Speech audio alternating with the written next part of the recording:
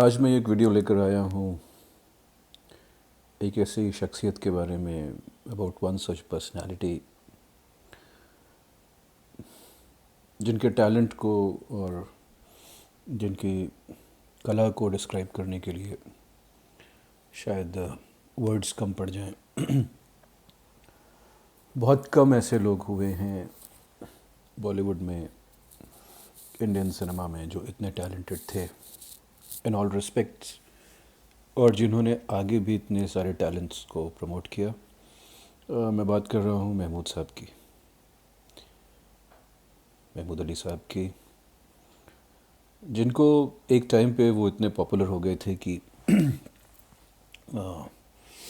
बड़े बड़े हीरोज़ भी उनके साथ काम करने से कतराते थे कि इतने बड़े वो सीन स्टीलर थे। और पोस्टर पे लोग, ख़ासकर डिस्ट्रीब्यूटर और सिनेमा हॉल ओनर्स, ये चाहते थे कि महमूद साहब का चेहरा पोस्टर पे ज़रूर हो, उनके ऊपर गाने ज़रूर पिक्चराइज़ किए जाएं। उनको नेशनल कॉमेडियन तक बोला गया।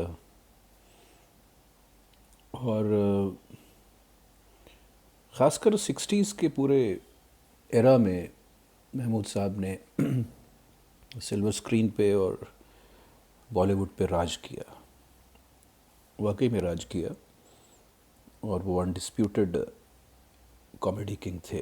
हालांकि उनकी पर्सनालिटी उससे भी बहुत ज़्यादा थी।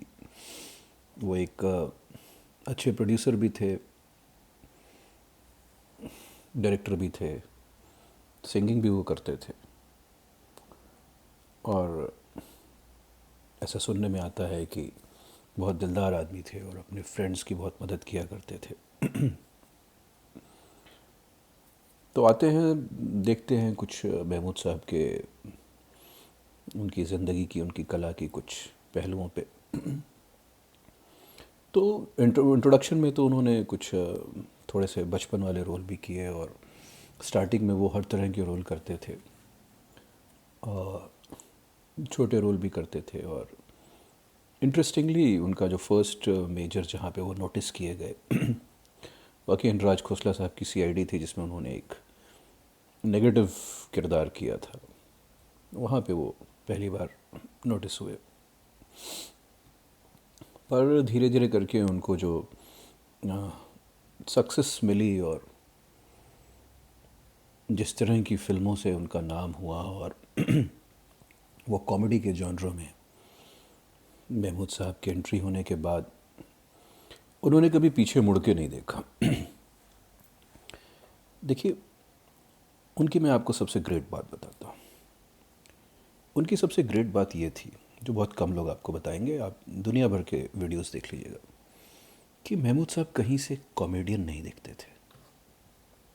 जी हाँ, वो शक्ल सूरत से एक हैंडसम, लंबे चौड़े आदमी थे। दूसरे कॉमेडियंस के जैसे नहीं कि कोई बहुत नाटा है, कोई नॉट उतना गुड लुकिंग नहीं है, किसी को देखते ही हंसी आ जाती है, कोई बहुत मोटा है, कोई बहुत यू नो तो ऐसे आदमी को कॉमेडी करना और कॉमेडी किंग बनना, ये कितना मुश्किल होता है।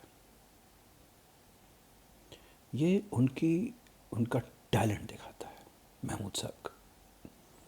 बाकी बातें तो आप दुनिया भर में ढूंढ लेंगे और मिल भी जाएंगी, लेकिन एक गुड लुकिंग, एक लंबे चौड़े आदमी को कॉमेडी रोल्स में एक्सेप्ट होना, उस आदमी के टैलेंट के लिए एक it speaks volumes about Mehmood Sahab's talent.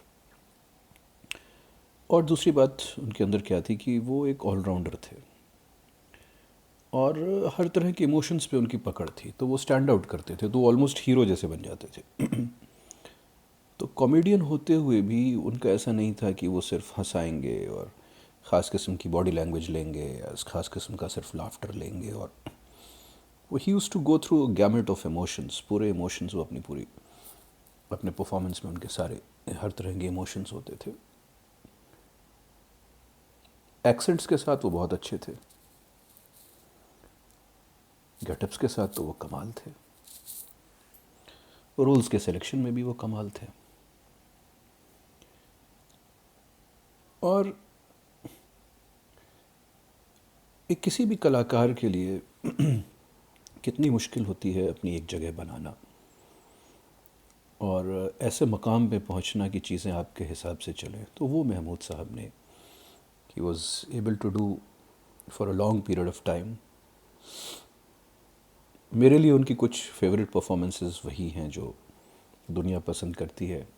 Of course प्यार किए जा का वो कॉमेडी सीन ओम प्रकाश जी के साथ जहाँ वो एक फ़िल्म का नरेशन दे रहे हैं, वो कौन भूल सकता है। फिर पड़ोसन का वो music teacher, south Indian music teacher, कौन भूल सकता है। हमजोली के वो मल्टीपल रोल्स, वो कौन भूल सकता है। गुमनाम का वो रसोइया या जो भी आप उनको बोल लीजिए, वो बंगले का केयर टेकर, वो कौन भूल सकता है। ऐसी कितनी फिल्में हैं जिनमें महमूद साहब ने कमाल का अभिनय किया और कमाल की चीज़ें की। अच्छा, कहते हैं कि उस ज़माने के हीरोज़ बड़े इनसिक्योर होते थे, लेकिन मैं यहाँ पे दो हीरोज़ का खासकर नाम लूँगा जिन्होंने महमूद साहब के साथ लगातार काम किया और कभी वो इनसिक्योर नहीं हुए महमूद साहब को लेकर। एक थे धर्मेंद्र और एक थे मनोज कुमार। तो मनोज कुमार साहब के साथ महमूद साहब ने जितना भी काम किया, चाहे वो गुमनाम फिल्म रही हो, नीलकमल रही हो, या ऐसी और भी बहुत सारी फिल्में रही हों, वैसे ही मनोज कुमार साहब कम फिल्में करते थे। तो वो इनसिक्योरिटी उनके अंदर नहीं दिखी। और महमूद साहब का इन फिल्मों में बाकायदा एक ट्रैक होता था, गाने होते थे, नाच होता था, और उनके ऑपोजिट भी एक हीरोइन होती थी हमेशा महमूद साहब की। उसी तरीके से धर्मेंद्र जी भी, आंखें फिल्म का वो इंटरनेशनल फ़कीर कौन भूल सकता है। और धर्मेंद्र जी की कितनी सारी फिल्मों में, चाहे वो नीला आकाश रही हो, ज़िद्दी, इज़्ज़त, एंड तक, मतलब जब वो जुगनू और इतनी सारी फिल्में में वो दिखते थे। और लगातार उन्होंने काजल, धर्मेंद्र साहब की फ़िल्मों में उनके साथ काम किया और बहुत अच्छी उनकी जोड़ी लगती थी स्क्रीन पर भी, और कॉम्प्लीमेंट करते थे। धर्मेंद्र साहब का ख़ुद का भी एक बहुत अच्छा कॉमेडी सेंस था और महमूद जी के साथ। इन सब चीज़ों के अलावा जब महमूद साहब जिस तरह की फ़िल्में बनाया करते थे एज ए प्रोड्यूसर और एज ए डायरेक्टर, वो भी बड़ी एंटरटेनिंग होती थी और अपने आप में एक नया जॉनर क्रिएट हो गया था।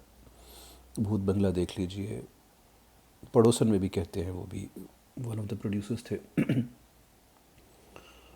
और भी बहुत सारी ऐसी फिल्में थीं, सबसे बड़ा रुपया, दो फूल, और मैं सुंदर हूँ हर किसी को देखनी चाहिए। एक बहुत ही अमेजिंग फिल्म है, हार्ट टचिंग फिल्म है, apart from being a comedy film. Kunwara Baap, ऐसी बहुत सारी फिल्में हैं जिसमें ना तो उन्होंने अपने सिर्फ एक्टिंग का टैलेंट दिखाया, बल्कि अपने डायरेक्शन और अपना पैसा भी वहाँ लगाया जिन सब्जेक्ट्स में वो बिलीव करते थे। 70s का दौर आते आते जब राजेश खन्ना साहब का सुपर स्टारडम स्टार्ट हुआ और दौर बदल रहा था, थोड़ा सा हीरो सेंट्रिक चीज़ें बहुत ज़्यादा हो रही थी। शायद जिस तरह की फिल्में राजेश खन्ना साहब करते थे उस तरह की फ़िल्मों में महमूद साहब की जगह नहीं होती थी।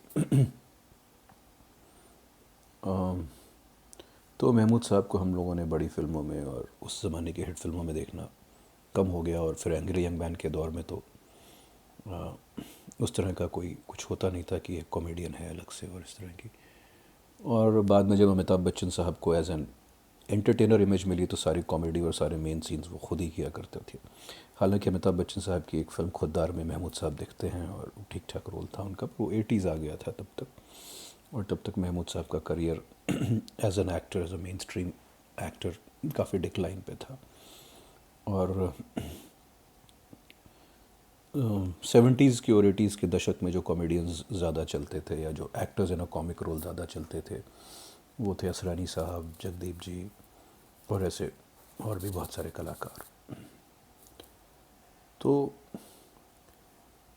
महमूद साहब ने ना सिर्फ as an actor, as a director काम किया, बल्कि उन्होंने इंडस्ट्री को नए नए टैलेंट से भी इंट्रोड्यूस करवाया। लोग कहते हैं कि अमिताभ बच्चन के वो सबसे बड़े सपोर्टर थे। और बॉम्बे टू गोवा फिल्म के बारे में हम जानते ही हैं कि किस तरीके से उस फिल्म ने अमिताभ बच्चन साहब को as a mainstream hero present करने की उस फिल्म ने कोशिश की। और देखा ना हाय रे, समझा ना, सोचा ना, वो गाना तो आज भी चलता है हमेशा। राजेश रोशन साहब को उन्होंने इंट्रोड्यूस किया as a music director. R D Burman को तो उन्होंने इंट्रोड्यूस किया not only as a music director बल्कि also as an actor. Bhoot Bangla देखिए, बहुत मज़ेदार फिल्म है, उन लोगों की एक्टिंग भी बहुत कमाल की है, महमूद और आर डी बर्मन की। लेकिन जो मैंने कहा, जो फैक्टर्स थे कि और जैसा कि होता है कि जब इंडस्ट्री में नए हीरोज़ आते हैं तो पूरा सेटअप भी चेंज होता है। नए हीरोज़ के साथ आपको ज़रूरत होती है नए विलन्स की और नए कॉमेडियंस की या नए कैरेक्टर आर्टिस्ट की। तो उस दौर में महमूद साहब शायद अपने आप को फिट नहीं कर पाए। और हो सकता है ये भी एक कारण हो सकता है कि उनका बहुत ज़्यादा ध्यान खुद की फ़िल्में बनाने में, क्योंकि 70s में उन्होंने खुद की बहुत सारी फ़िल्में बनाई हैं, ख़ासकर अर्ली 70s में खुद की फ़िल्में बनाने में उनका ज़्यादा ध्यान चला गया।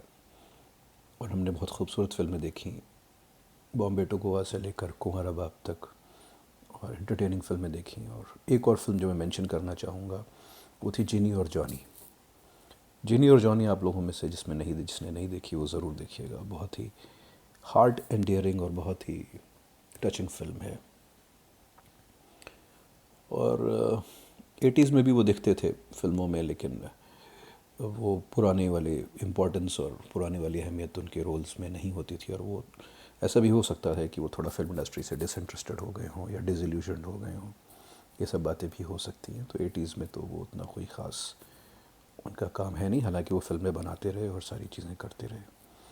लेकिन आज की जनरेशन को शायद महमूद साहब के बारे में उतना मालूम नहीं होगा, तो उनके लिए मैं यही कहना चाहता हूँ कि एक ऐसे कलाकार जो आप सोच नहीं सकते हैं, एक ऐसे शख्सियत, एक ऐसा एक्टर, आज के अगर इंटरनेट के ज़माने में और स्टैंड अप कॉमेडी की और इन सारी चीज़ों के ज़माने में अगर महमूद साहब जैसे आदमी होते, तो जिस तरह से कपिल शर्मा शो चलता है या जिस तरह से दूसरे इस तरह के शोज़ वगैरह चलते हैं, उन सब में वो पता नहीं कहाँ कितनी आगे होते। तो it's my tribute to Mahmood Ali साहब। और उन्होंने इंडस्ट्री को और इंडिया को ना सिर्फ सालों साल एंटरटेन किया, बल्कि इंडस्ट्री को ऐसे टैलेंट भी दिए जो आज भी चल रहे हैं और जिन्होंने इंडस्ट्री को सस्टेन रखा। This was all about the great Mahmood Ali.